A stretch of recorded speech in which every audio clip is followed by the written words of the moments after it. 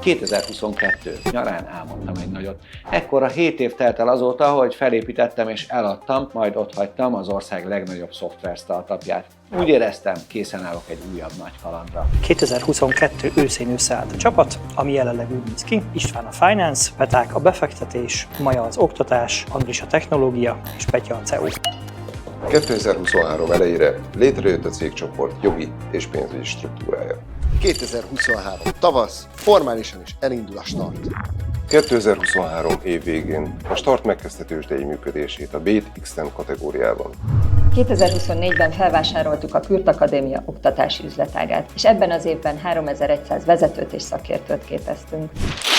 2024-ben profitábilissá vált a működésünk. 2025-ben megcsináltuk a 100. befektetésünket és az első amerikai exitet. És ezzel el is érkeztünk 2025 végére. Az MNB jóváhagyta a tájékoztatónkat, megyünk a BET standardra, és nyilvános részvény kibocsátást tartunk, aminek te is a részese lehetsz. Azaz, ha úgy döntesz, akkor befektethetsz hozzánk, és a részvényesünk leszel. Csatlakozol a sztorinkhoz. Ez a videó reklámnak minősül a tőkepiaci szabályok alapján. A Start Holding Nyrt. újonnan kibocsátásra kerülő törzsrészvényeinek nyilvános forgalomba hozatalára és az újonnan, valamint a korábban kibocsátott törzsrészvényeknek a budapesti értéktőzsde Nyrt. Szabályozott piacára standard kategóriába való bevezetéséhez készített tájékoztatót a Magyar Nemzeti Bank 2025. november 19-én a H-KE-római 3-as 799/2025 számú határozatával hagyta jóvá. A tájékoztató jóváhagyása nem jelenti a kibocsátandó és a tőzsdére bevezetendő részvények jóváhagyását. A tájékoztató letölthető a https://www.uploads/content/uploads/11/STRT/11/11/20 a befektetési döntés meghozatala előtt célszerű elolvasni a tájékoztatót a potenciális kockázatok és előnyök értékelése céljából.